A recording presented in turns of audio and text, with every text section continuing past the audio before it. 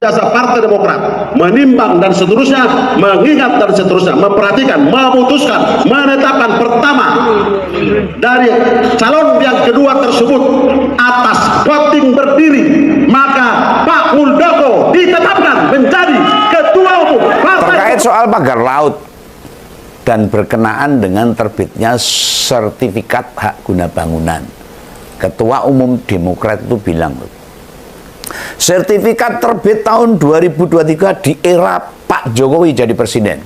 Loh, meski omongannya itu ditambahkan dengan kalimat, saya mendapatkan penjelasan itu dari Menteri ATR.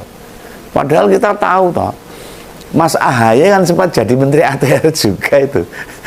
Waktu kepemimpinannya Jokowi. Mengganti dalam akhir-akhir jabatannya itu. Hanya dia menjabat sejak 2024, jadi hanya sebentar lah, beberapa bulan. Lah menyatakan sertifikat terbit di era Pak Jokowi, kan bisa dimaknai Jokowi lah yang semestinya bertanggung jawab tentang kisruh corak marutnya pemagaran laut dan munculnya sertifikat hak guna bangunan dan juga sertifikat hak milik ini. Sebab kasus pagar laut ini berurusan dengan pengusaha kakap, bukan rakyat jelata. Lah kalau rakyat jelata gue ngopo lautan itu. Kalau misalnya yang nanemin nelayan kan dia malah mengganggu nelayan itu sendiri toh. Gak mungkin, pasti itu pejabat-pejabat kelas kakap yang kalau rakyat melihat para pejabat kemarin itu sangat hormat dengan para pengusaha-pengusaha itu, termasuk Pak Jokowi. Wah, nah pejabat atau Menteri ATR sebelumnya itu kan dipegang oleh Marsikal Purnawirawan Hadi Cahyanto. Lo mau bagaimanapun keberanian bermain politik di kabinet sekarang ini layak kita apresiasi loh. Yang ngompol lah, Sumbergawan pengen tahu mengapa mesti kita puji keberanian Mas AHY. Loh, Pak Hadi kan sekarang masih menteri loh, malah jadi Menko Politik dan Keamanan loh. Secara jabatan ya memang setara, selevel dengan AHY, tapi Mas AHY pangkat kemiliterannya mayor, sedang Pak Hadi itu marsekal atau jenderal bila di TNI Angkatan Darat. Nah, gap kepangkatannya kan jauh banget. Nah, bedanya suami Mbak Anissa itu, Anissa Pohan itu menjabat sebagai ketua umum.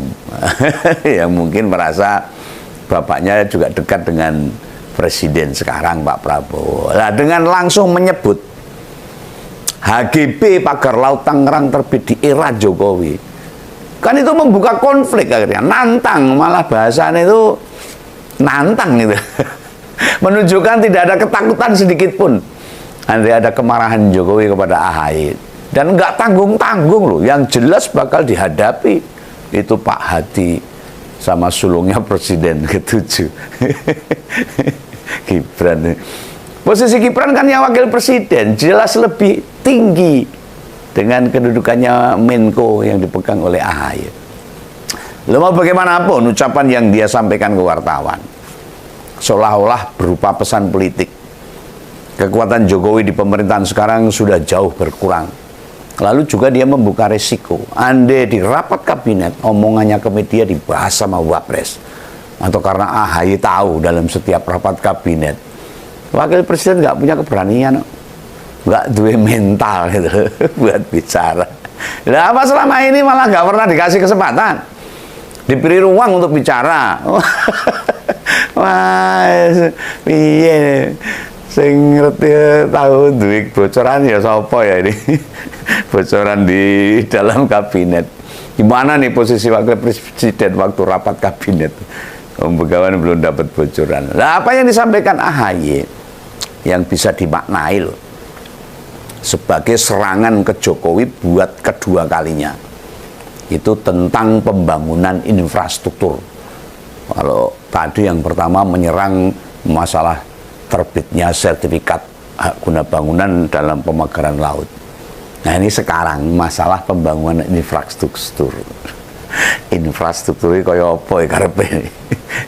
Nah, ini AHY mengatakan bahwa membangun infrastruktur tidak bisa sekedar membangun, melainkan memberikan dampak pada rakyat.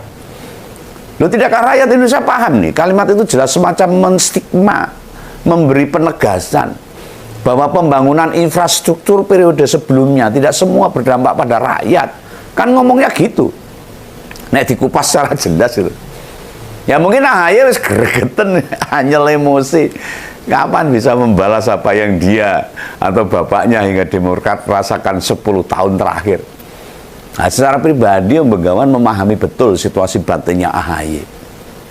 Mewakili juga batinnya Pak BY selama 10 tahun jadi oposisi. Nah, pada kurun 2014 hingga sebelum menjabat jadi Menteri Jokowi, SBY dan Demokrat memang didelegitimasi, dijatuhkan sejatuh-jatuhnya itu.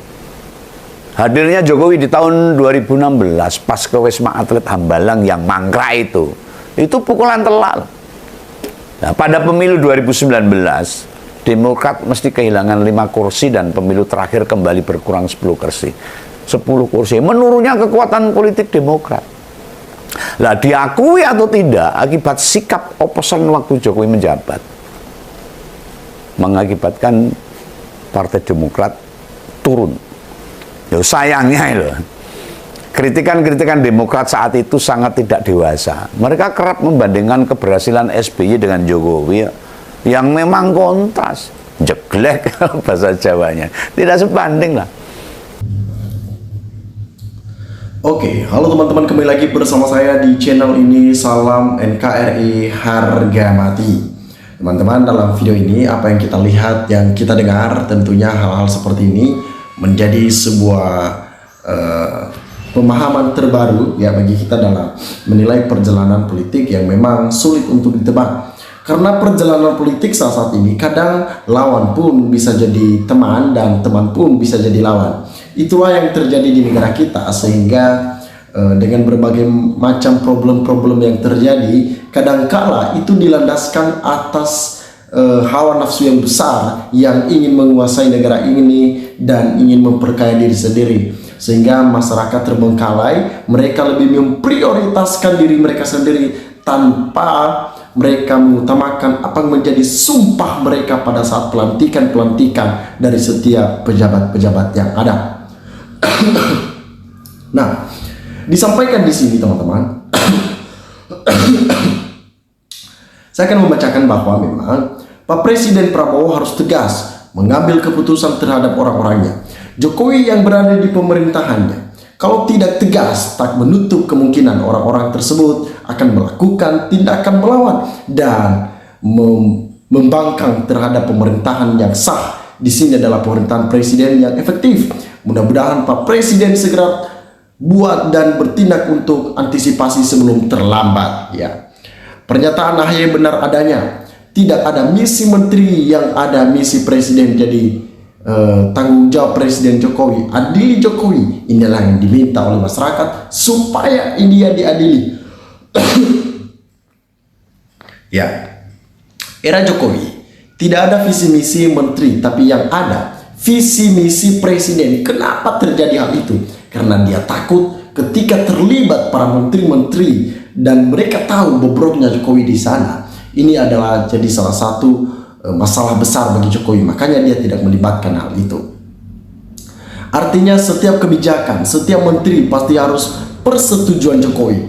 Artinya bila ada kesalahan dan pelaksanaan kebijakan tersebut, otomatis Jokowi sebagai presiden pada masa peristiwa itu terjadi ikut bertanggung jawab, baik langsung maupun tidak langsung. Seperti diterbitnya SHGB pagar laut di perairan Kabupaten Tangerang, Banten, tidak boleh cuci tangan akan hal itu. Harus bertanggung jawab, harus gentleman, karena memang itu di era Jokowi dilakukan hal tersebut. Salah sendiri mau jebak AHY, jangan takut mas. AHY sama Jokowi, Anda adalah simbol demokrasi masih hidup di negeri ini. Ayo AHY, Anda harus tegak lurus ya, membela kebenaran. Masalah jabatan itu nomor kesekian. Yang penting selagi masih hidup, Anda harus membela rakyat. Kalau Anda bersikap jujur dan tegak lurus, maka jabatan yang tertinggi akan mengikuti Anda.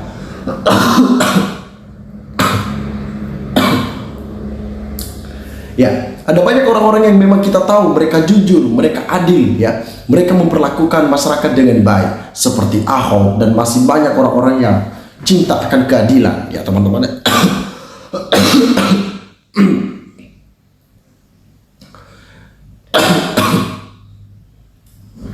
Disampaikan lagi di sini, ya, kalau Pak AHY dibandingkan Pak Gibran sebagai wakil presiden yang nggak seimbang.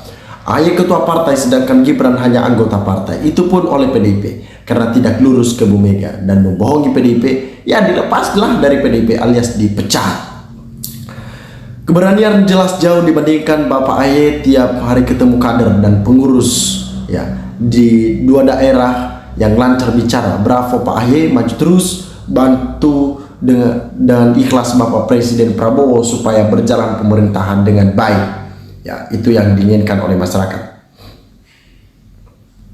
Tidak hanya Jokowi yang menyerang Demokrat secara terang benderang soal Hambla, dan juga Gibran menyerang via medsos. Di samping itu ada usaha pengambilan alih Demokrat oleh Muldoko.